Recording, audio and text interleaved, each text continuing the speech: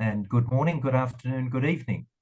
Welcome to today's webinar, where we will be providing you with an update on the OECD's economic impact assessment of the global minimum tax under Pillar 2.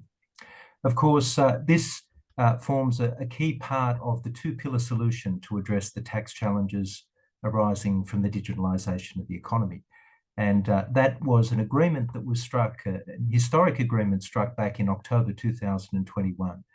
And we now count around 140 jurisdictions as having signed up to this agreement. And today's webinar is going to draw upon a number of papers, but in particular a report that has just been issued a few minutes ago. And that is a report that's titled The Global Minimum Tax and the Taxation of MNE Profit. But let me begin by extending a very warm New Year, Happy New Year to you all. And this is the first opportunity we've had to engage in the new year. And I think it's timely for us to gather and to be providing this update on the impact of the global minimum tax, because just 8 days ago, as we're all raising a glass to celebrate the arrival of the new year, no doubt those of us in the tax world were also very conscious of the fact that the 1st of January, the beginning of 2024, ushered in the commencement of the global minimum tax, which of course is a momentous reform, and one that just a few years ago, many of us would have been very skeptical that such a reform could be agreed at the international level. But of course, it is now happening. And what we see is some 36 jurisdictions have already legislated for the implementation of the global minimum tax in 2024, either having legislated or having committed to doing so this year. So that represents significant progress. And of course, as we all know, because of the interlocking nature of the design of the rules of the global minimum tax, it's not necessary to have all countries implement for it to be globally effective. But we estimate, based on the countries that are already taking steps to implement the global minimum tax, and there are more than 50 countries that are doing that. That 36 I referred to before are in 2024, but others will follow after that. And those countries, once implemented, by 2025, we estimate that around 90% of all multinationals above the turnover threshold of 750 billion euros will be within scope of the global minimum tax. So, as I say, this is real progress, and with such strong momentum, I think today really does provide us with an opportunity to spend a few moments to reflect upon the fiscal and economic effects of this significant reform, and that's what we intend to do today. Now, Rory, if we can please move to the next slide, I'd like to begin by taking stock of the timeline that we've gone through, the events that have led up until today's release. And of course, the economic impact assessment work has been a central part of our ongoing work on the two-pillar solution. From as early as 2019, we commenced the impact assessment work, but in 2020, we released the first public and bilateral results were shared with countries. And over the years since then, we have continued to invest substantial resources in supporting this effort. It's been critical to informing the decisions that countries have taken when it comes to the implementation or the agreement first, and then ultimately the implementation of both pillars and the four elements of those pillars. In October 2020, we released the first full economic impact assessment. That report was published. And then subsequent to that, we produced some further updated global results that were published in October 2021. That was at the time of the agreement on the two-pillar solution. Then in January 2023, the beginning of last year, we updated the global estimates for the global minimum tax, and we also produced jurisdiction group results for Amount A of Pillar 1. And of course, a few months ago, we released a working paper that detailed many of the methodological aspects that underpin that work. And that was in October. In November, just before Christmas, we released one of the papers that we'll be highlighting today, and that is the paper on global low tax profit. I think this is a really significant paper, one that really shifts the empirical literature a significant step forward when it comes to reflecting upon the impact of low taxation across jurisdictions, shifting from the traditional frame around statutory tax rates and average effective tax rates to focusing in on what is actually the case for individual corporations and where low tax profit exists and often is found in places that was previously not thought to be the case. And that brings us to today, where we are releasing the second paper in this series on the global minimum tax. And also today's webinar will take us through that paper in detail, but also highlight some of the elements of the paper that was released in November. If we can move to the next slide now, thanks, Rory. So as I said, the two papers, and Hazel is putting the links in the chat if you'd like to go straight to the website to access those documents. We are updating the Pillar 2 results, both at the global level and also at the jurisdictional level. And this analysis really does also give us an opportunity to update you on some of the methodological and data improvements that have underpinned this work. We have new data, and the data spans from 2017 up to 2020. It has allowed for more granular estimates of low tax profit globally, and in particular because of the analysis that we carried out in that earlier paper. And we have been updating the modelling of the substance-based income exclusion, the UTPR allocation key, the globe tax base, the interaction with the US GILTI, and a range of other design elements that were previously not captured or not able to be taken into account in our analysis. So significant new improvements in the work, and I think it makes for an extremely robust set of results. Now, we'll move on to the next slide, please, Rory. And I'd like to begin by highlighting some of the key results. So what do we find from these papers and from our impact assessment work? Well, firstly, we find that the global minimum tax significantly reduces effective tax rate differentials. So if you take the differences between effective tax rates between investment hubs and other jurisdictions, for example, we find that on average, the global minimum tax will reduce those differences by 50%. Now that's significant because it's these tax rate differentials that drive profit shifting. So we also find in our analysis that the global minimum tax reduces profit shifting incentives. And in doing so, it improves the allocation of capital by increasing the importance of non-tax factors. So we certainly find and expect that under the implementation of a global minimum tax, that non-tax factors will play an even more significant role in influencing the investment decisions of multinationals. We also find, as a second key finding, that the global minimum tax is estimated to reduce low tax profit globally. Now, we will hear from Piers shortly that will take us through some of the key findings of that analysis on low tax profit. But I'd like to focus on one of the key findings, and that is that when we look at global low tax profit, it's estimated to be reduced by about 80%. That's from 36% of all profit globally. And when we talk about low tax profit, we're talking about profit that is taxed at an effective tax rate less than 15%. So we're talking about a reduction from 36% of all profit currently being low taxed to only 7% being subject to an effective tax rate below 15% after the implementation of the reform. And that remaining low tax profit merely reflects the impact of the substance-based income exclusion. So a massive impact there in reducing the amount of low tax profit globally. If we can move to the next slide, I'd like to highlight one of the other key findings, or a collection of key findings that relate to the revenue implications of the global minimum tax. Importantly, we find that revenue gains are estimated to be between 155 and 192 billion US dollars per year. Now that's drawing upon data across the 2017 to 2020 period.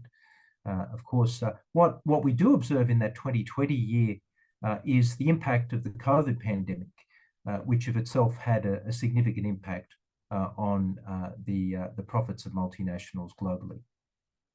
Now, when we break down these revenue gains, we find that around 2/3 of those gains come directly from the implementation of the global minimum tax. That's either through tax revenue collected through a QDMTT, a qualified domestic minimum top-up tax, or an income inclusion rule, or the UTPR. However, about 1/3 of the gains are expected to arise indirectly as a result of the reduction in profit shifting. I spoke earlier about the reduced differences in tax rates, those tax rate differentials. Well, as you reduce those, we would expect there to be a reduction in the profit shifting incentives and therefore in profit shifting. And that will mean that more profit will be reported in jurisdictions where the activities generating those profits were carried out. We find this figure of 155 to 192 billion US dollars per year. It reflects 6.5 to 8.1% of global corporate income tax revenues. So I think you can see that it's significant, the revenue impacts, and as you will see shortly, those gains are spread across jurisdictions. Rory, if we can please move to the next slide. So drilling down to have a look at what the impacts are at the jurisdiction group level. And I should emphasize that we are not releasing today any jurisdiction-specific results, as has always been our practice. We do provide detailed information at the jurisdiction level to individual jurisdictions, but we are not presenting or providing any estimates for individual countries or jurisdictions today. But what we do find is that revenue gains are of a similar order of magnitude across most income groups. When I talk about income groups, I'm talking about low income, middle income, high income, and investment hubs. And so we find that 5.1 to 8% of corporate income tax revenues, that's the increase for developed economies. And for developing economies, we find that that is 3.6 to 7.8% of CIT. So broadly in the same order of magnitude. The gains are shared widely among jurisdictions, and that is in large part because of the existence of low tax profit in most jurisdictions. And you'll hear from Pierce about this in more detail, but one of the key findings of the low tax profit paper is this notion that there are substantial amounts of profit taxed at less than 15%, even in jurisdictions that have high statutory tax rates or high average effective tax rates. That's a key finding that really does flow into the revenue assessments for country groups. Of course, revenue gains will depend on implementation decisions that are taken by all jurisdictions. It is worth noting that if not all jurisdictions implement these rules, then that will mean that some jurisdictions, the gains that they would otherwise receive are likely to increase. And that's because of the interlocking nature of the rules and the way in which if certain countries don't tax low tax profit, then a taxing right arises for other countries. And if they implement the legislation, they will be collecting that tax, not the country where the activity may be taking place. And that is the point that's emphasized here around UTPR gains for some jurisdictions could be larger than these estimates.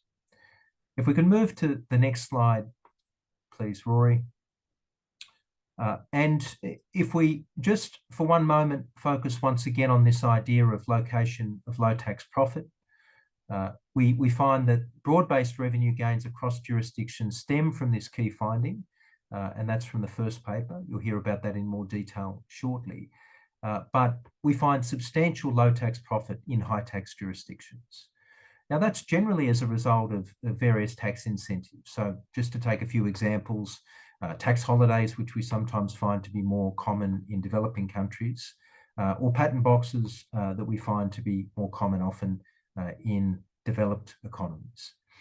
But low tax profit, being profit taxed at an effective tax rate below 15%, it amounts to 36% of all profits of all multinationals above the 750 million euro turnover. So that's all profits globally of this cohort of companies. Of those profits, 36% are subject to an effective tax rate of less than 15%. Now, that is quite different when you look on a country group basis. So, for example, if we focus on investment hubs, we see that 74% of all of the profit currently located in investment hubs is estimated to be taxed at an effective tax rate below 15%. In high income jurisdictions, we find that figure to be 28%. And in developing jurisdictions, we find that to be 19%. And that's low and middle income jurisdictions. And of course, many of these jurisdictions typically have high statutory tax rates, but that's why focusing in on where the effective tax rate is below 15% is important to get a true understanding of the impact of the global minimum tax.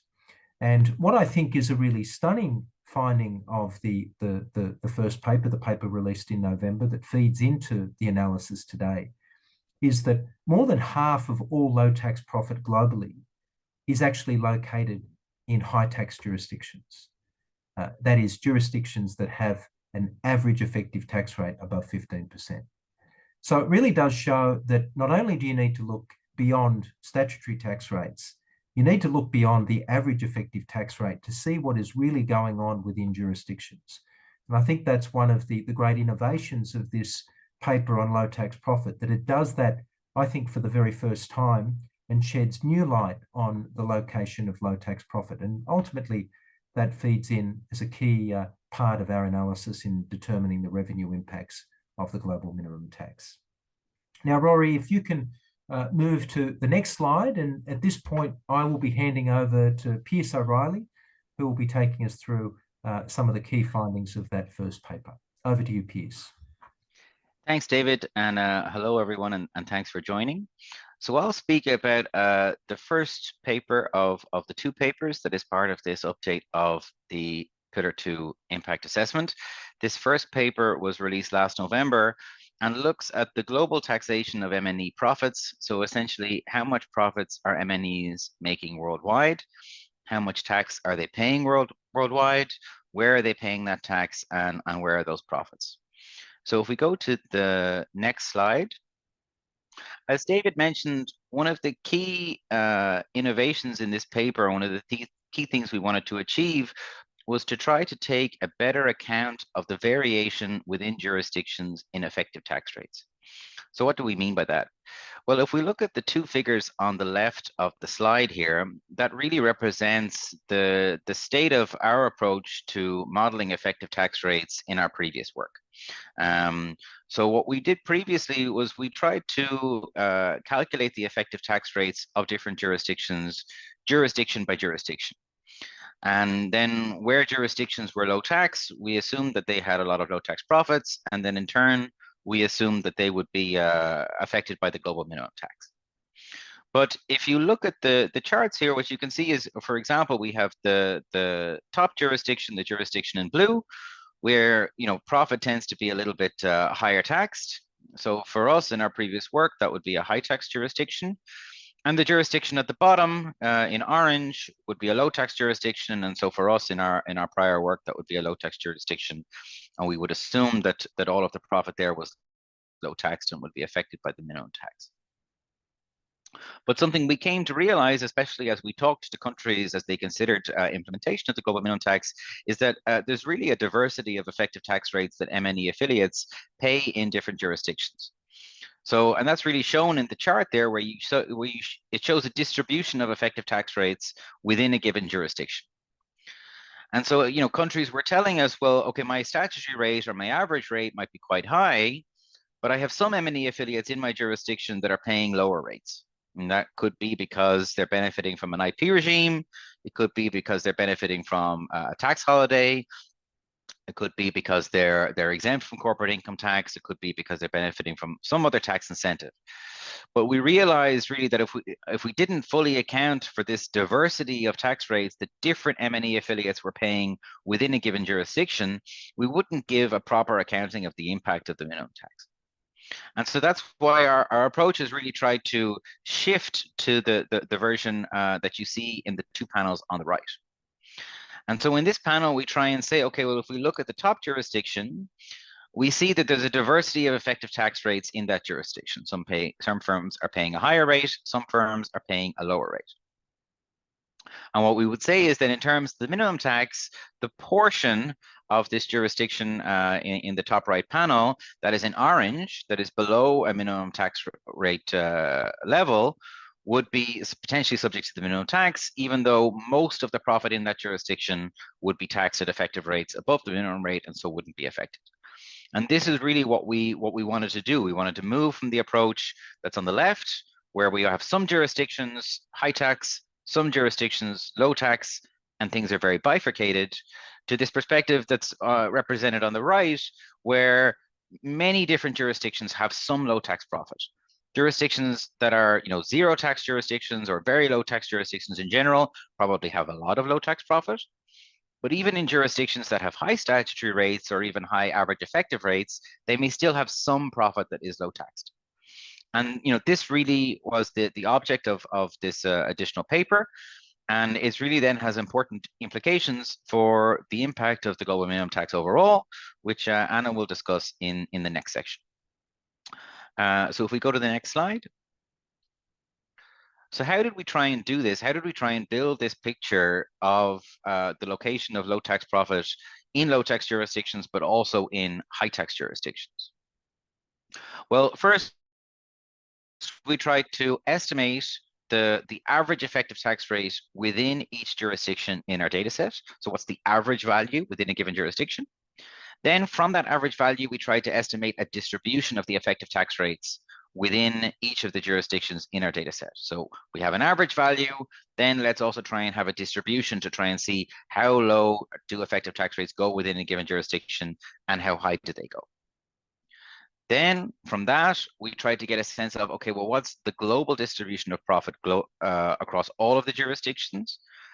And how is the profit across all of the jurisdictions taxed? How much low tax profit is there and how much high tax profit is there when you take into account the full diversity of effective tax rates, both within and between jurisdictions? And then from that, we try to say, okay, well, how much low tax profit is there globally? So if we can go to the next slide, then we'll just look at the first step, which is really just how did we estimate average effective tax rates across jurisdictions? As David mentioned, a key data source for us is country by country reporting data. That's always been the case. We base a lot of our data on profit and taxation on that data. We complement that data with other data sources, including from the Bureau of Economic Analysis and who are in turn based on FATS statistics. All of our data is specific to MNEs. Happily, in this updated estimate, we have more years of country by country reporting data. So our sample extends from 2017 to 2020. And we have a data set of 220 jurisdictions, and it winds up being, over 70,000 specific MNE jurisdiction year observations. So we have, even though the data is aggregated at a jurisdiction pair level, it is quite granular, and we do have a lot of data at the same time. We have quite a lot of C/CR data, and there's more details are in the paper, but we also use, where we don't have data for an individual country year, we use regression-based imputations to fill the gaps in the data. Now, the C/CR data have a very broad coverage, but there are issues to address with the data that we've tried to address as best we can in order to make sure that the data that we're using is really reliable.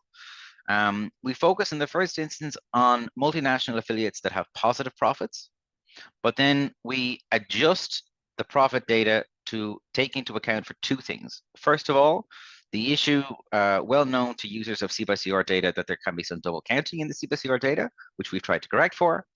And then also we tried to correct for prior year losses that can impact effective tax rates as well. You should also note that because we have additional years of C by CR data, then we're able to average out some of the noise in the data where, due to a restructuring or due to some, unusual stochastic factors, profits or other variables may spike or may dip in a given year. So we're able to average those out to get a more stable, more reliable series using our additional years of data. And then, of course, then as outlined in the paper, there's a lot of cleaning and capping and other data quality checks that we've done for the data. If we can turn then to the next slide. So then once we've used that data to build ETRs at a jurisdiction average level, we try and then take that average and then kind of break it down, right? And so average ET, that's the key point here, is that average ETRs can mask heterogeneity across firms within a given jurisdiction. So one firm may be paying the standard statutory rate in a given jurisdiction, but another firm may be tax exempt or may be benefiting from some other tax incentive, and therefore may pay, for some reason, a lower effective tax rate. So the goal is to try and estimate a distribution of MNE profit within each jurisdiction. Now, the C by CR data, the standard C by CR data don't allow you to do that. So what we have done instead is we've received from tax administrations more granular C by CR based data that allows us to estimate these distributions. And so exactly what countries gave us is that they gave us a distribution point. They gave us different percentiles of effective tax rate across MNE affiliates in their jurisdictions. So in terms of what that actually means, if you were to line up, say, 100 MNEs in a given jurisdiction, jurisdictions have told us, well, what's the effective tax rate being paid by the 5th lowest effective tax rate MNE? And what's the effective tax rate being paid by the 25th lowest MNE? What's the effective tax rate being paid by the median MNE affiliate in a given jurisdiction, and the 75th and the 95th? So this allows us to get a sense of the diversity of effective tax rates being paid by MNE affiliates within each jurisdiction in our sample. And so we've gotten this for MNEs from 30 UPE jurisdictions. So we have about 3,000 UPE affiliate pairs over the period from 2017 to 2020. So this more granular data we have less of relative to our main C by CR data set. So as we often do, we rely on imputations then to take this more granular data and bring it to bear on our larger sample. So if we can just look at the next slide, then it'll illustrate how we've gone about this. So this chart then tries to show this distribution of effective tax rates that you can see in a given jurisdiction. And I should say that all of these charts are just they're not real data. They're just illustrating the kinds of issues that we're talking about. We'll come to the real data in a moment. But here, what you can see is for a sample of the 5th, 25th, 50th, 75th, and 95th percentiles that jurisdictions would have given us that show us the distribution of effective tax rates that firms might have been paying. And this allows us to get a sense of the full distribution of effective tax rates that firms might be paying in a given jurisdiction. So this is the amount of profit at each effective tax rate within a given jurisdiction. And so we take these 5 points that we would have received from our members, and then we assume that in between those 5 points, we assume the profit is distributed uniformly. And then that allows us to get a full sense of the distribution of effective tax rates in a given jurisdiction. We then have to adjust those distributions so that the distributed data matches the data, the average ETRs. And there's more details about how we did that in the paper. And then with that, then we can get a sense of how much low tax profit is there globally. So if we go to the next slide again, please, Rory. So this then, after we've done all of that work, we're able to back out the global distribution of profit of large multinationals. So that's, as David said, multinationals above the C by CR turnover threshold. And it gets a sense of, well, what is the effective tax rate that MNEs are really paying on their profit? So if we look at the chart on the left side of this slide, that gives you our full global distribution of effective tax rates for all of the MNEs in our sample. And you can see, for example, if you just look along the x-axis, If you just look from 0 to 5, that's the effective tax rate. So that's the amount of profit that's subject to an effective tax rate of between 0 and 5%. And we estimate that there's in or around $750 billion of M&E profit is taxed at effective rates between 0 and 5%. So you can see then that there's another, approximately 600 is taxed at effective rates between 5 and 10.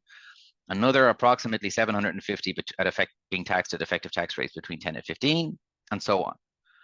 So you can see, just looking at the left 3 bars in that chart on the left, there's a lot of global profit is taxed at effective rates below 15%. Now, having said that, most global profit is to the right of the dotted line in that chart. Most global profit is taxed at effective rates above the minimum rate, but there's still a lot of profit is taxed at effective rates below the minimum rate. So that's really the overall headline global result that you get from the paper. But what we can do then also is we can break that down by jurisdiction group. Now, people who've followed the OECD impact assessment, we often express our results in terms of jurisdiction groups: high income jurisdictions, upper middle income jurisdictions, lower middle income jurisdictions, low income jurisdictions, and then we have a separate category of investment hubs. And so those jurisdiction groups are shown on the right-hand side of this slide. And if we just start off with investment hubs, which is the bottom left panel, and again, we can see the diversity of effective tax rates that profit in investment hubs is subject to. And you can see, it's probably no surprise, there's a lot of profit in investment hubs is subject to effective tax rates between 0 and 5%. Now, there's some profit in investment hub that's subject to effective tax rates above 15%, but most of it is not. Most of it is in the 0 to 5% bucket. So that's not so surprising, right? There's a lot of work, including our own prior work, highlights the fact that there's a lot of low tax profit in investment hubs, and a lot of that low tax profit is going to be taxed up under the global minimum tax. But what's probably more new in our paper is the other 4 panels. And the other 4 panels show that even though there's a lot of low tax profit in the investment hubs, there's also low tax profit outside of investment hubs. So if we look, for example, at the low income countries, so that's the bottom right-hand panel, you can see that there's actually quite a substantial mass of profit in low-income countries that's taxed at effective rates between 0 and 5%. And that, we assess, is due to the widespread use of tax exemptions, tax holidays, other tax incentives like that are designed to attract M&E activity, but mean that some profit in investment hubs of M&E affiliates working in investment hubs is subject to effective tax rates that are very low. Even in the high income jurisdictions, so that's the top left panel, you can see that there's a little bit less kind of 0 or very, very low tax profit, but there is still quite a lot of profit that's taxed at effective rates below 15%. So this is really important, and it's showing the diversity of tax rates applied to profit within jurisdictions, but also then within our jurisdiction groups. So if we can turn then to the next slide. So this kind of shows the same information in a new way.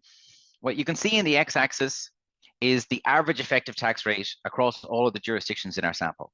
And each dot in this chart is a jurisdiction.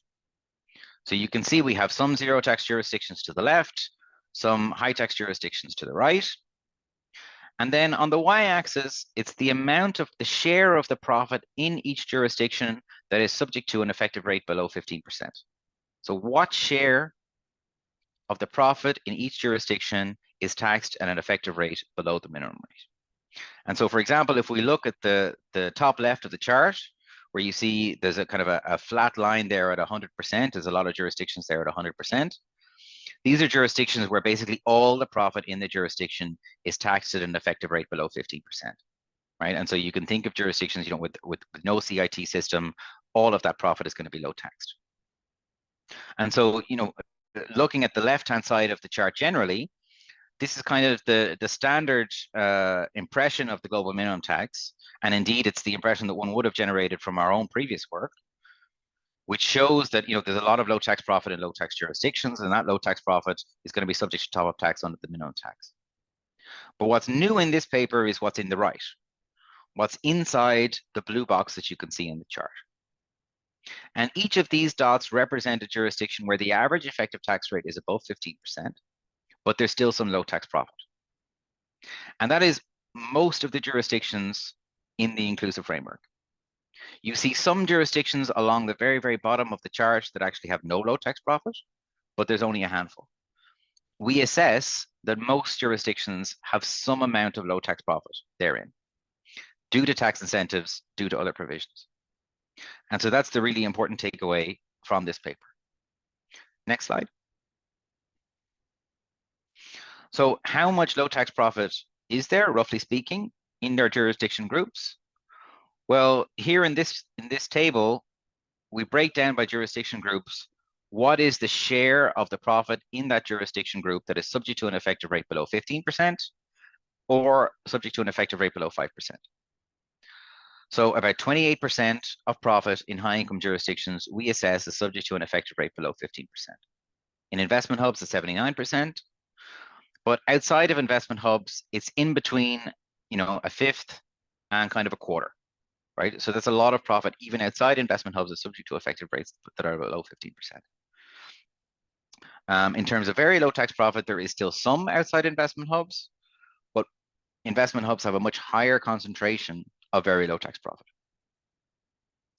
Next slide then goes from that sense to trying to understand then, okay, well, where is all of the global low tax profit in the whole world? And as David said, one of the interesting things that comes out of the analysis is that, almost half of the more than half of the low tax profit globally is in what would otherwise be considered as being high tax jurisdictions, jurisdictions that have an average effective tax rate above 15%. Those jurisdictions house more than half of the global low tax profit. Next slide.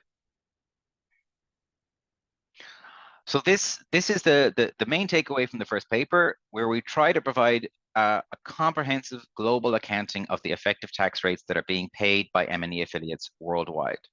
And by comprehensive, we mean we're trying to account for the variation between countries in effective taxation, but also the variation within countries in effective taxation.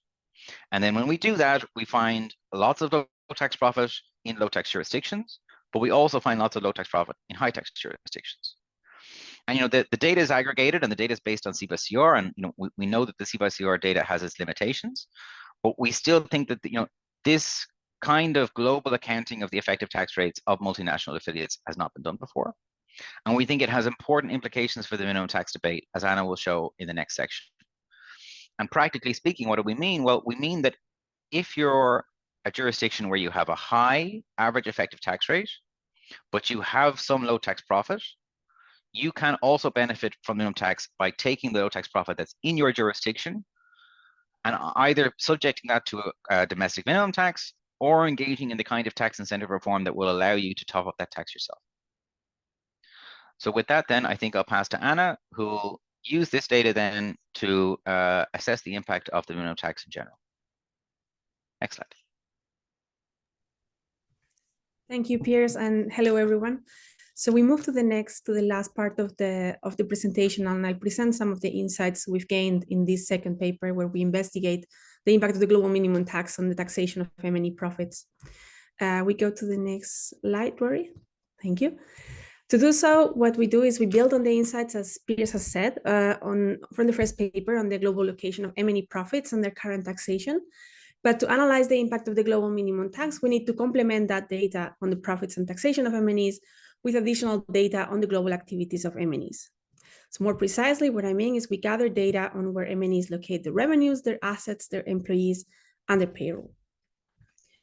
Compared to our previous economic impact assessment, this work now benefits, as David has said, from more timely data and more refinements and extensions to the methodology that we discuss in more detail in the paper. In this analysis, we consider the impact of the global minimum tax on 4 key interrelated dimensions. We look at global low tax profit, profit shifting, tax rate differentials, and CIT revenues. Before diving into the results of the analysis, there are 3 important points to note regarding the methodology and the assumptions used that we wanted to outline. In the next slide, I'll start with the first. So the first point refers to the approximation of the globe ETR and the globe tax base. So in this paper, we tried to carefully approximate the calculation of the globe tax base and the ETR in the rules. And this is important because modeling the global ETR and the base, the way that the rules do it allows us to provide a better quality estimate of the actual top-up taxes that arise from the global minimum tax. And we talk about approximating because, of course, the methodology relies on certain assumptions, given that the data that we're using, as Piers has said, like it's based on aggregate data at the jurisdiction level. So what do? We start by proxying global income by the global allocation of M&E profit. And then we proceed to adjust the calculation in several ways to approximate the global ETR and the global tax base. The first of these adjustments is data related. So we adjust global profit to address the double counting of dividends that affects country by country reporting. And that's especially in the earlier years of the sample. Second, we correct global income to incorporate the exclusion of investment funds as ultimate parent entities. And we also test the analysis for other exclusions, but we find the impact on the aggregate numbers to be relatively small. Third, we take account of the substance-based income exclusion that, as we know, excludes a certain share of profits from top-up taxation based on the M&E footprint in the jurisdiction. And you can see in the results that we consider two values of the substance-based income exclusion. So at the beginning of the transitional period, where the percentages of the carve-out are larger, and at the end of the transitional period. Fourth, we correct for the global ETR for losses. As you know, the GLOBE rules adjust for certain temporary differences. And in our model, we cover the treatment of prior period losses. And to do so, we adjust the numerator of the GLOBE ETR in a manner similar to the GLOBE rules. And likewise, we do not account, however, for other temporary differences. But we think that the estimate on the impact on the global numbers may be actually modest. A case in point is accelerated depreciation that we assess will have a relatively small effect on the average across firms and years, particularly because of the nature of the data and also the year coverage that we're using. But of course, this may matter more or less when we look at specific firms or industries. And the fifth adjustment we make is that we model the interaction of the global minimum tax with control foreign company regimes whenever we have data available. And this is the case for US GILTI. So we model the interaction between US GILTI and the global minimum tax. All of these adjustments that I've just mentioned, of course, make our headline revenue estimates a bit more conservative, but it also makes them closer to the global minimum tax and how it operates. So we believe it would provide a more accurate picture of the effects of the global minimum tax. Next slide. In the second point we wanted to note regarding the methodology and assumptions refers to the assumptions we use on profit shifting. So David has already outlined that, that the global minimum tax, the introduction of the global minimum tax, we expect will reduce profit shifting incentive by affecting tax rate differentials. But the global minimum tax is a coordinated increase in the taxation of global low tax profits. So it's different from the reforms that we've previously seen. And this implies two things. First, that the behavioral reactions of multinational enterprises are highly uncertain. And second, that we need to be cautious when we extrapolate behavioral responses based on what the literature suggests on unilateral tax changes. So to capture this uncertainty, in the modeling, we consider 6 different profit shifting scenarios using various assumptions on how profit shifting would respond to taxation. And we include those to create an error bound around our profit shifting estimates that you will see in a second. One last assumption that we wanted to mention as well is that in the modeling, we will assume that profit shifting only occurs between investment hubs and non-hub jurisdictions. We go to the next slide. Thanks, Rory. And here I would like to flag the third and last point that we wanted to make before we jump into the results, which refers to the assumptions on which jurisdictions we consider implement the global minimum tax. As David has said, many jurisdictions have already implemented and more are taking steps to implement the global minimum tax. But even if we see that the global minimum tax is already, the implementation of the global minimum tax is already underway, where there is still some uncertainty with respect to the full extent of implementation. So what do? We to account for this uncertainty, we take into consideration 2 scenarios. A first scenario of global implementation, where we assume that all jurisdictions implement a qualified domestic minimum top-up tax that would be allowing the jurisdiction to collect the top-up taxes arising from low tax profit in the jurisdiction, an income inclusion rule, and an UTPR. A second scenario, we then consider a second scenario of partial implementation. And under partial implementation, what we assume is that most members of the inclusive framework on BEPS would introduce likewise a QDMTC, an IIR, and an UTPR with different probabilities. So we consider a 70% probability, an 85% probability, and 100% probability. There are a couple of exceptions. So we assume that all, as I said, like all members of the inclusive framework implements, except for jurisdictions that do not have a CIT system and that have not announced their intention to implement the global rules. And contrary to the global implementation scenario, one of the key differences of this partial implementation scenario is that we consider jurisdictions that are not members of the inclusive framework will not implement the global rules. As we will discuss later on, the decisions or the assumptions that we make on implementation actually do not affect the global amount of the revenue gains, but they are important to understand the distribution of revenue gains across jurisdiction groups. Moving on to the next slide, we can now start discussing a bit more in detail the results based on the four aspects that we outlined before. So tax rate differentials, profit shifting, low tax profit, and tax revenues. A key effect of the reform, as we discussed, is to reduce tax rate differentials between jurisdictions. In our estimation, we find that ATR differentials with investment hubs can fall on average by 50%. Why does this happen? Because, well, it happens because the global minimum tax will increase ETRs more strongly in low tax jurisdiction. And by doing so, it narrows the gap between low tax jurisdiction and higher tax jurisdiction. And this is what we want to illustrate in the figure that you see in the slide. So this figure shows you the distribution of the difference in effective tax rates with investment hubs before and after the implementation of the global minimum tax. The distribution of ETRs before the global minimum tax is that gray distribution that you see is a lot flatter, showing that there are instances of very high differentials between jurisdictions and investment hubs. After the global minimum tax, that's the distribution that you have in blue, you see a shift of the distribution towards the left. And that means that that shows you that narrowing of tax rate differentials, some of them actually go all the way to zero because of the implementation of the global minimum tax. And that's just to say that these differentials are on absolute numbers, and that's why you see this pattern in the distribution. So why is this relevant? It is relevant because lower ETR differentials would reduce incentives to shift profit to other jurisdictions, and because it can also potentially improve the allocation of capital and elevate the importance of those non-tax factors, such as human capital or infrastructure, that are very important, are still important for investment, even more important than tax for investment decisions. Moving on to the next slide. This, as I said, like this reduction in tax rate differentials reduces profit shifting incentives. We find that this decline can reduce shifted profit by about half. The figure in the slide tries to show you the change in the tax base. So this reduction in profit shifting, the size of you see that there are different blocks. The size of these bars actually reflects that uncertainty that I was referring to. So you see the change in the tax base due to reduced profit shifting.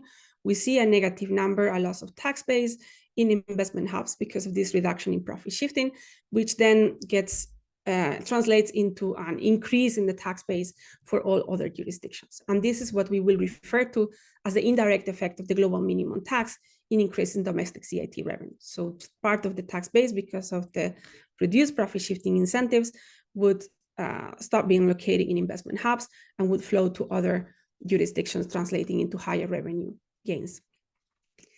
Of course, profit shifting strategies of MNEs vary widely, and adjusting the practices and restructuring may take time. So it's important also to say that these effects that we are capturing here may actually not materialize immediately as the global minimum tax starts coming into place, but will actually take some time to materialize.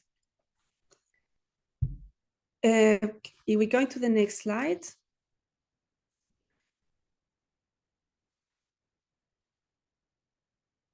We are going to talk about here about a third key effect of the of the global minimum tax, which is to reduce global low tax profit.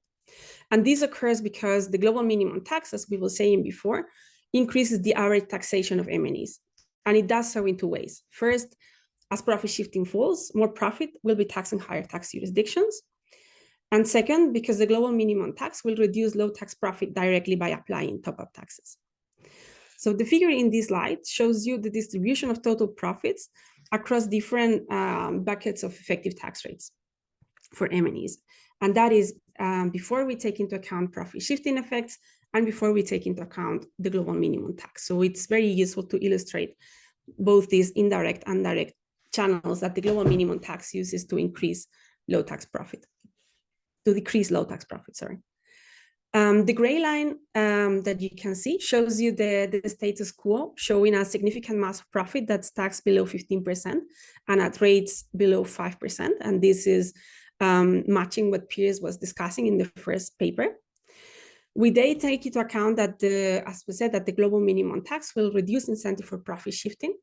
So when we look at the green line, that green line already takes into consideration that the global minimum tax will reduce profit shifting. So hence, there is some missing mass that you can see comparing the gray line to the green line, a low tax rate that actually gets reallocated to higher tax brackets. So this is what we were saying, the indirect effect of increasing taxation from the global minimum tax. The blue lines that you see in this chart account for top-up taxes from the global minimum tax. So it considers kind of the two levels of the SBIE that I was saying before. So that's why you see two lines. For year one SBIE of the transitional period, that considers the 8% tangible assets and 10% payroll carve-out, and for its value at the end of the transitional period at 5% of tangible assets and payroll. So the important part is that when you look at these blue lines that show you the effect and you compare them to the green line that already took into account the effect of profit shifting, is that you see that from the application of top-up taxes, there is a significant missing mass now below 15%. So you see that line goes down below 15, following the increase in the decrease in low tax profit. And we see instead a peak around the 15% minimum tax rate. So we see that relocation of low tax profit from these lower tax brackets to the 15%. What we can also see is that some of low tax profit actually remains, and that low tax profit that remains in that distribution at below 15% is due to the application of the substance-based income exclusion and to other exclusions from the global minimum tax.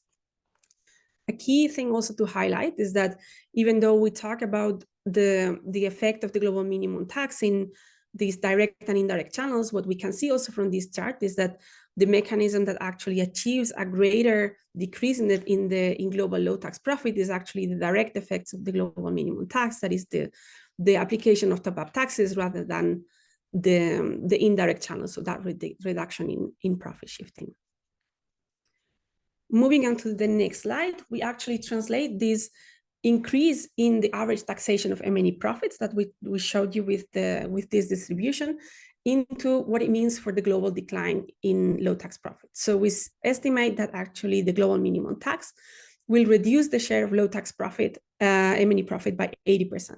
So from 36% of all profit globally to 7%. That's the case when we use the substance-based income exclusion at the end of the transitional period. The figure in this slide, what it does is it compares the share of low tax profit in total tax profit for all of the income groups before the application of the global minimum tax. That's what you see in gray. And after the application of the global minimum tax, which is what you see in blue. And that again considers the two scenarios of the substance-based income exclusion that I mentioned. And as we saw in the first paper, a key thing to highlight, aside from the global number that I just gave you, is that each jurisdiction group actually has some stock of low tax profit. And that you saw already from the presentation that Piers gave. But what it means is that then all jurisdictions groups are actually benefiting from this reduction in low tax profit. Where we see actually the decline, we also observe the decline to be naturally higher or more prevalent for investment hubs. So the reduction is more acute, and that's what you see, but that's the group that sees that the hardest reduction in low tax profit.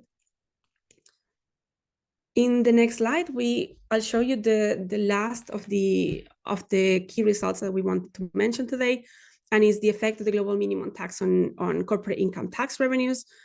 And naturally, through the reduction in global low tax profit, we've already seen that there is this reduction in global low tax profit in turns translate into an increase in global corporate income tax revenues between 155 billion and 192 billion per year, or what's the same between 6.5 and 8.1% of global CIT revenues between 2017 and 2020. And as I said before, one of the third of these gains can be ascribed to reduced profit shifting, and the other 2/3 of these gains to top-up taxation. The figure that you see in the slide represents global revenue gains for IF members under the global and partial implementation scenarios that we were describing before, and also by disaggregating the revenue gains in two ways. So first, it disaggregates revenue gains between these direct and indirect effects of the global minimum tax. So you see the gray bar at the top shows you the profit shifting reduction, the gains from the profit shifting reduction, so this indirect channel. And second, we see the revenue gains from top-up taxation, which is the remainder of the bars, that are disaggregated by the mechanism that collects the top-up tax. So that could be a qualified domestic minimum top-up tax, the IIR, or the UTPR. Starting with partial implementation, when we look at partial implementation, what we see is that most direct revenues are ascribed to the qualified domestic minimum top-up taxes, with some top-up taxes being collected through the IIR and the UTPR. And this is explained by the fact that the rules operate in an agreed rule order that ensures that if there are top-up taxes that are left after the implementation of qualified domestic minimum top-up taxes, they will be collected first through the income inclusion rule and then through the UTPR. The expansion of QDMTTs implies that less revenue is collected through the other rules. So the more revenues or the more jurisdictions that implement QDMTTs, the less revenues would be in scope for these IIR and the UTPR. So the smaller the bars that you would see in the partial implementation scenarios would be. And likewise, if there is not enough QDMTT, so the fewer jurisdictions actually are to implement QDMTTs, then there would be more of a role in these bars for the IIR and the UTPR. So we say like that's why implementation actually matters for not only for the distribution across the jurisdictions that we'll see in a second, but also to understand what the role of the different rules are. And the global implementation, and that's what you have in the left-hand side of your chart, we see that all revenue gains actually accrue to qualified domestic minimum top-up taxes, and that's because we assume all countries would actually implement. So there's no role for the IIR or the UTPR. And these both kind of scenarios shows you the relevance of QDMTT as a mechanism to collect top-up taxes in the jurisdictions where low tax profit occurs. So this is when we look at global number. In the next slide, we look at how these revenue gains actually distribute across jurisdiction groups. And what we find is that revenue gains accrue to all jurisdiction groups. And that's because, as we said before, all jurisdictions have some stock of low tax profit, and all jurisdictions benefit from these reduced profit shifting incentives. And what you see as well in this slide, aside from the result for the revenue gains for the different groups, is a comparison to the revenue gains or to the distribution of revenue gains in the previous economic impact assessment that we did back in 2020. That was based on 2016 data. And what we find is that the overall pattern of revenue gains remains rather stable, but the differences in the estimate actually are a compilation of data differences in the data that it's used, on the assumption regarding implementation, on the design of the global minimum tax, and as Piers has mentioned, on this more comprehensive modeling of low tax profit. And as I just mentioned before, the distribution of revenue gains across income groups would be highly dependent on the implementation, on the assumptions around implementation. So with this, I'm moved to the next slide, which is a wrap-up slide that summarizes all the key findings from these 4 interrelated aspects that we wanted to flag. So just as a quick recap, so we find that the global amount of MNE, low tax profit, actually falls by more than 2/3. We also find that the global minimum tax may lead to a decrease in global shifted profit by about 50%. Tax rate differentials will be strongly reduced, and particularly with investment hubs where the highest kind of increases in effective tax rates are expected. And the significant reduction in global low tax profit would actually imply that there is an increase in global corporate income tax revenues by between 155 and 192 billions. And as we said before, 2/3 of this figure can be ascribed to the direct effects of the global minimum tax, while the other third can be ascribed to this reduced profit shifting incentive. And with this, I give the floor, I think, to David for the last part of the presentation. Thank you. Well, thanks very much, Anna. And if we can just move to the next slide on ongoing work. The next one. Okay, great. So just to provide some further details on the work as it continues, because it will be continuing, the OECD Secretariat is currently providing jurisdiction-specific estimates to countries. We do that, as we've always done, on a confidential and bilateral basis, and that is something that the jurisdictions have always asked for and insisted upon. Of course, jurisdictions may wish to carry out their own analysis with their own taxpayer data, and in some respects that data will be more granular and even more helpful than the data that we're able to use. But to the extent that we've been able to work with countries to incorporate their data into our analysis, we've been doing so. We will also be providing bilateral assistance to countries in all respects, but also including where they seek to carry out their own analysis. And the impact assessment of the two-pillar solution will continue. And obviously, that is something that we stand ready to respond to the needs of Inclusive Framework members as they request that we undertake any future analyses that will support them in their efforts. But just to confirm, as I said from the start of the webinar, we won't be providing publicly jurisdiction-specific results, which is in keeping with the traditional practice that we have observed.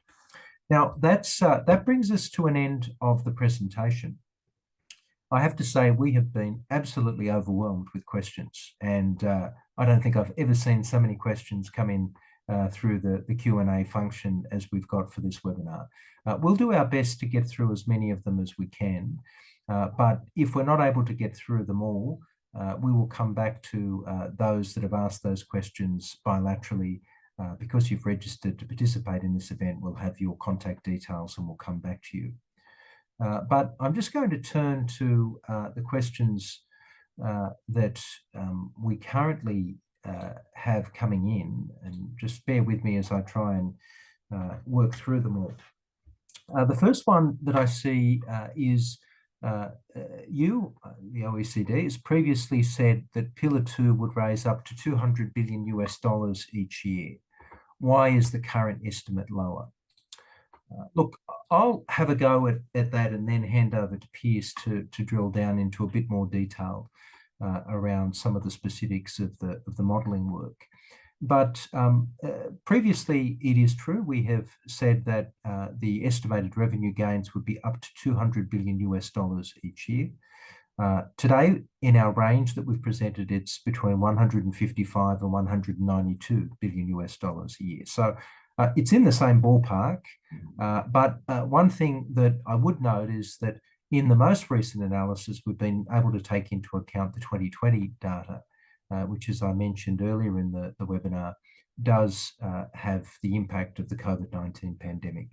And that is seen in a reduction in the profitability of firms in overall terms. Obviously, some firms as individual firms enjoyed some greater profitability, but by and large, in overall terms, we saw an impact of the COVID-19 pandemic, and that's reflected in reduced profits globally. So that is one of the factors. But Piers, if I can hand over to you, you might want to reflect also on some of the modelling changes that were made in response to some of the feedback that we received on earlier iterations of the estimates. Yeah, thanks, David. And this is a good question, because indeed the figures have changed a bit, and they're slightly below what we previously released. There's a variety of things happening kind of at the same time that has resulted in the changes to the estimates. The main thing that has probably increased our revenue estimates relative to our previous work has been this work that we've done on low tax profit in high tax jurisdictions. So that's kind of new low tax profit that we weren't accounting for in our previous work. We are accounting for it now, so that raises the impact of the global minimum tax in terms of revenue. While we did that, which brought the numbers up a little bit, there are a variety of things then that have brought the numbers somewhat back down. As David said, in the more up-to-date data, which we are basing our new analysis on, covers some of the COVID-19 pandemic. And so we see a dip in profitability in the C+CR data in 2020 for some countries. So that's brought our numbers down a little bit for 2020. But we've also taken into account some other features. We've more properly accounted for the interaction of GILTI and the GLOBE rules, which brought down the revenue estimate because some of the low tax profit in our analysis is already being taxed up under GILTI. And then we also better account for the treatment of losses and other deferred tax assets, as Anna already described. Now, so GLOBE is levied accounting for losses, but those weren't well accounted for in our previous work. So once we do that, that has also further brought down our estimates relative to our previous work. So there's a lot of things, different moving pieces, moving things up and down, that leads us to an estimate that's a little below what we previously had, but kind of a similar order of magnitude. But we think that all of these changes are improvements to the methodology and hopefully make the work more accurate. Thanks, Piers. And the next question on my list as it's come in is another one for you, but maybe I'll just skip that one so I can give a question to Anna and then come back to that one. A question we've received is, won't most of the revenue gains go to low tax and developed countries rather than developing countries? Anna, would you like to respond to that one? Thank you, David. Yeah, I think, thank you very much for the question. I think it relates to what we were discussing previously about the distribution of low tax profit that Piers was showing. So we do see that kind of, there are six low tax profit in all jurisdiction groups. So we can see already that all jurisdictions will benefit from the application of the global minimum tax, from those top-up taxes. There is also a key point to say that developing countries actually make a very extensive use of certain types of tax incentives. So you see a very extensive use of, for instance, income-based tax incentives that generate these pockets of low tax profit. So we do see that this is not a phenomenon that it's kind of developed or developing. We see that there are low tax profits in all jurisdictions. There is also the extent to which kind of jurisdictions may be able to benefit from the global minimum tax depends on implementation decisions, but it also depends on maybe not just the implementation of the global minimum tax, but also on the other responses that they would do to capture these top-up taxes in terms of, for instance, tax incentive reform that would be hugely beneficial even beyond the global minimum tax. Aside from that, there is also, as we said, we're talking about direct effects, but we've also mentioned these indirect effects, so this reduction in profit shifting. And there again, we would see that, there is some literature suggesting that developing countries are actually more exposed to profit shifting risks. So to the extent that this is the case, then they would see also benefits in terms of increased revenue gains, or more even larger revenue gains or benefits from the introduction of the global minimum tax. Great, thanks, Anna. And look, another question that's come in that is related to that, isn't the 15% rate too low to tackle profit shifting, especially in countries where tax rates are often lower? I think that is meant to say where tax rates are often higher, if I understand the question correctly. But Once again, that ties back to the point that Pierce made in the presentation and Anna has just made about the location of low tax profits. And notwithstanding that countries might have high statutory tax rates or average effective tax rates, we do observe that more than half of all global profits are actually, sorry, more than half of all low tax profits, 53% of all low tax profits are located in jurisdictions that have an average effective tax rate greater than 15%. So once again, it's not good enough to look at the statutory tax rate. It's not even good enough to look at the average effective tax rate. You need to have a look at the distribution of effective tax rates across the jurisdiction. And what we observe there is a lot of low tax profit in countries, regardless of what their statutory and average effective tax rates might be. Now, Pierce, if I can come back to you with the question that I just skipped for a moment. And there are actually two questions from the same person, but I think it's useful for you to try and respond to them together. The first one was, does the low tax profit take account of the substance-based income exclusion? That is, does it exclude SBI income? And then the follow-up question to that is, can you also explain what methodology you use for taking account of the substance-based income exclusion and the effect that this has, particularly for LICs, for low-income countries? Pierce, can I ask you to respond to that? Yeah, sure. And it's a good question. Thanks a lot. So what we do as part of the work is we try and build a picture of all of the activities of the in-scope MNEs worldwide. So we look at their profits and their taxes, but we also need to build a global picture of their economic substance in order to account for the SBIE. So we, in the same way that we build a jurisdiction pair by jurisdiction pair, so that's the UPE jurisdiction by affiliate jurisdiction picture of profit in each jurisdiction, we also use the C by CR, which has data on tangible assets and employees, to build an estimate of the amount of SBIE that's going to be in each jurisdiction, each affiliate jurisdiction. Now, what we find is that there tends to be basically relatively little substance given the amount of profit in investment hubs, and relatively more substance in non-hub jurisdictions, so high income, middle income, low income jurisdictions. So we tend to find that non-hub jurisdictions have roughly similar ratios of profits to substance, but because they have more substance, that means that more of their low tax profit is sheltered from the impact of the minimum tax.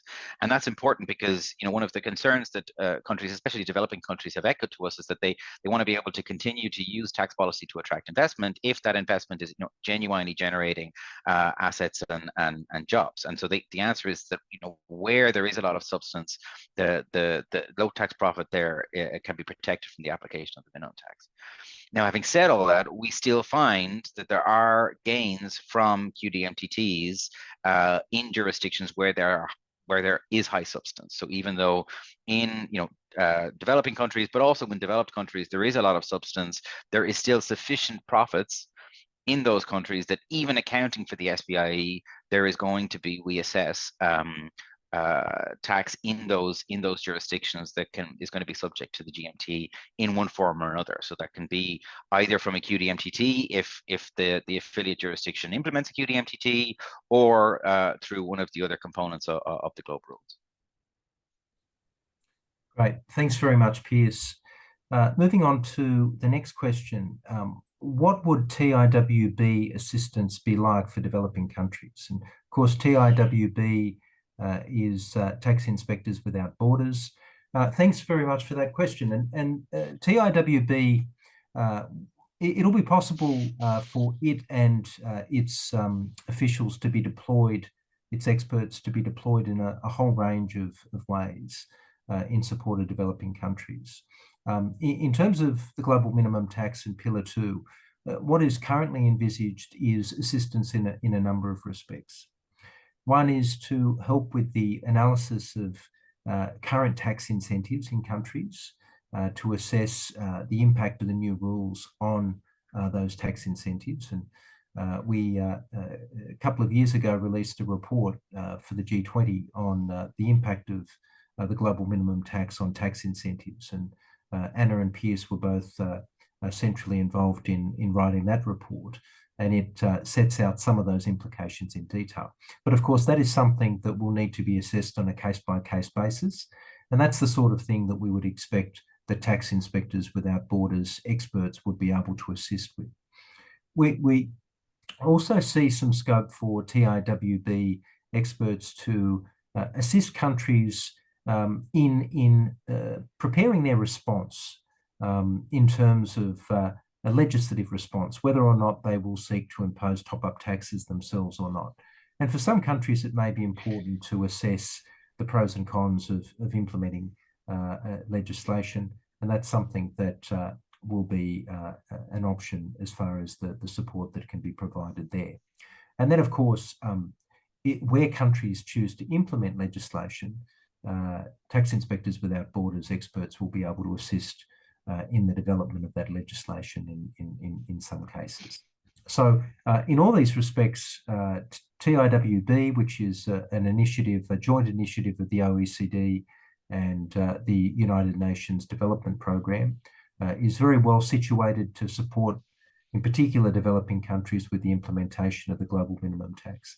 Just one final point to make on this is that many of the functions that I just set out in terms of where TIWB experts might be able to help developing countries, they often require experts that will be able to access confidential information, but in circumstances where the country will be assured of the protection of that information.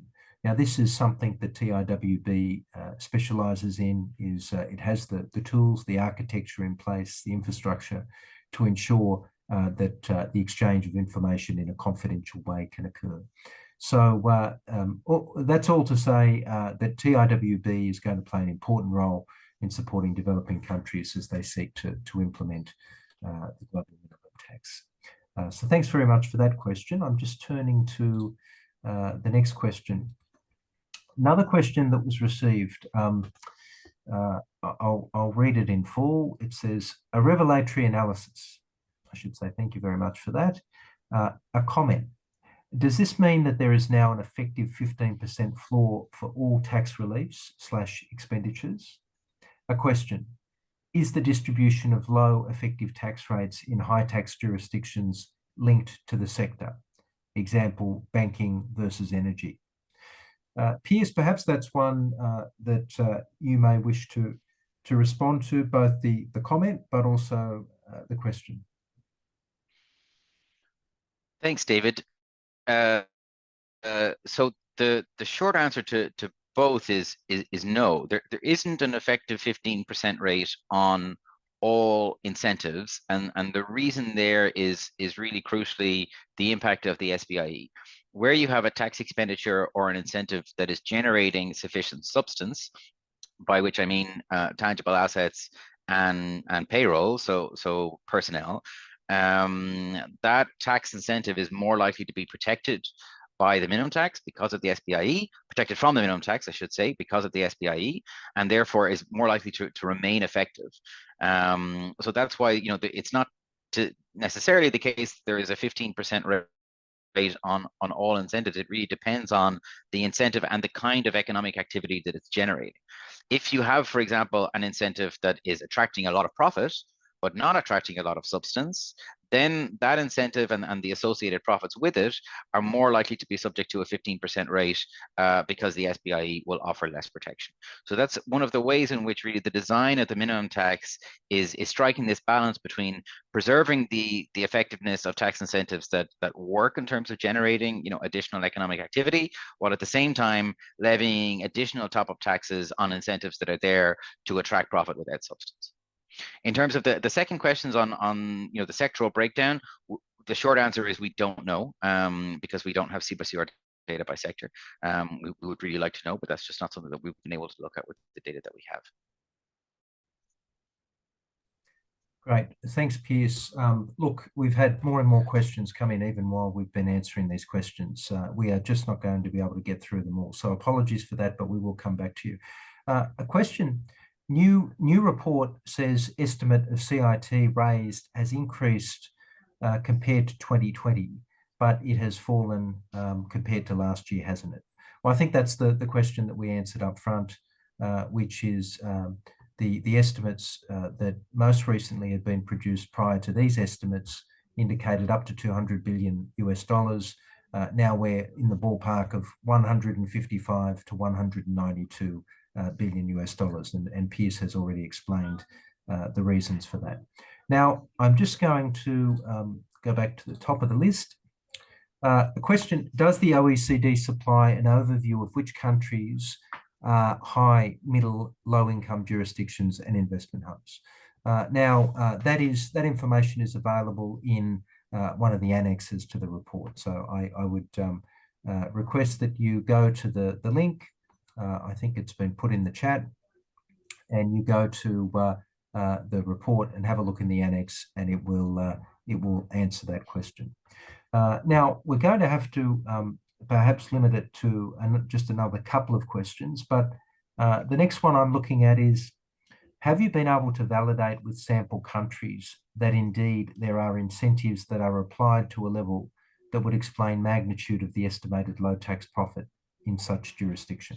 Piers, would you like to respond to that one? Thanks, David. And so again, the short answer is to a certain extent. The problem being that where we have been able to do it, we are able to find low tax profit that aligns with our results, and that's because there are quite a lot of jurisdictions in the inclusive framework that just exempt certain forms of income from corporate income tax entirely, and so there's quite a lot of zero tax profit in a lot of low and lower middle income jurisdictions specifically, and so that's kind of where we're seeing the low tax profit in high tax jurisdictions kind of at a working level that then accords with our analysis. I will say that that is work that we have only been able to do with a handful of jurisdictions. So we haven't, jurisdictions, many of them, especially developing countries, don't necessarily have the data or have the visibility over low tax profit in their own jurisdictions that would allow them to do their own analysis. So we've been able to validate it with some countries, but only a small handful. Great. I'm just seeing another question come in that we can deal with quickly, and it's related to the definition of investment hub. So before I indicated that the annex sets out the different countries that fit into the various country groups. The definition of investment hub that we take is, and please, Piers, correct me if I'm wrong, 150% of FDI. So, sorry, FDI being 150% of GDP in these countries, and where that is satisfied, we deem that jurisdiction to be an investment hub. So it's simply a rule that we apply and determine whether a country fits into that category. Now, moving back to the list of questions. Sorry, I'm just getting lost here. On this is for you, Piers. On Mr. O'Reilly's presentation, is the data for low-income countries comes from source country? So does the data for low-income countries come from source countries or from headquarter countries? Is it reliable considering a lack of access to CBCR in most low-income countries? Piers, over to you. So the data comes indeed from CBCR, almost all of it, not all of it, as is outlined in the paper. We do complement with other sources, but the bulk of the data that we use comes from CBCR. We get CBCR data from headquarter jurisdictions, so that's where we get it from. In terms of the reliability, I mean, of course, the underlying data on a given headquarter jurisdiction's activities in a given source jurisdiction come from that source jurisdiction itself, right? They come from the financial accounts and the tax information of that affiliate, wherever it happens to be in the world. So that's the way in which it does in the end come from the source jurisdiction. So it's in as much as we think the CBCR are relatively reliable, and there are well-known problems with the CBCR data that we've tried to collect, but that's the basis on which we do the analysis. Okay. Piers, one further question. Sorry, am I muted? No. Okay, thanks. One further question that has just come in, or is next in line. How is it the transition period of the substance-based income exclusion seems to have more effect in the investment hubs group? It seems counterintuitive, and there should be no or very low substance in those jurisdictions. Piers, would you like to respond to that one? Yeah, it's a good question. It does vary hub to hub. So we have some investment hubs that have very, very, very low levels of substance compared to the amount of profit, but we do have some investment hubs that do attract quite a bit of substance. And so those are the ones where the SBIE offers more protection. It offers less protection in hubs than it does outside of hubs for other jurisdictions, but it's not that it offers none at all. Of course, it's important to say that the amount of low tax profit in hubs falls much more dramatically than the amount of low tax profit in non-hubs. That's because there's more of it. More of the profit in hubs is low taxed, but it's also because it's less well protected by the SBIE.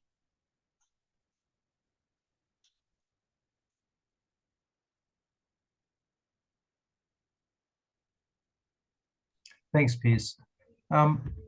We may have to take this as the last one, but as I said earlier, if there are any, given that there are so many other questions, we'll have to come back to you bilaterally.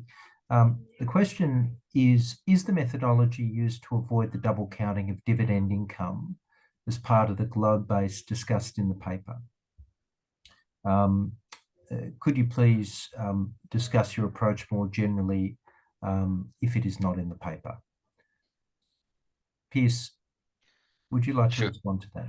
Yeah, I'll be very, I mean, it's in the paper. I'll be very brief, just given the timing. We have some countries that give us C/CR data, do a correction on their own, and we use their approach as the basis to then try and gross up that correction to the full sample. Basically, what we do is we try to compare the effective tax rates within a given jurisdiction, compare the effective tax rates of MNEs that are parented in that jurisdiction to foreign MNEs. And that's on the basis that most of the dividends are going to be being repatriated to the UPE jurisdiction. So you have foreign affiliates paying dividends back home, and that's where most of the double counting is. And then if those effective tax rates are substantially different for home affiliates that are in their UPE jurisdiction, then we make a correction to those profits, and that's how we correct for double counting. But there's more detail in the paper. Okay, great. Look, thanks very much, Piers and Anna, but also thanks very much to all of you that have tuned in. And like I said, we have never been overwhelmed with the number of questions that we received today. So that's wonderful that so many of you are engaged in the work that we've been doing. As we indicated from the outset, the paper has now been released. It's available on the website, and Hazel put the link in the chat. We encourage you to go to that link.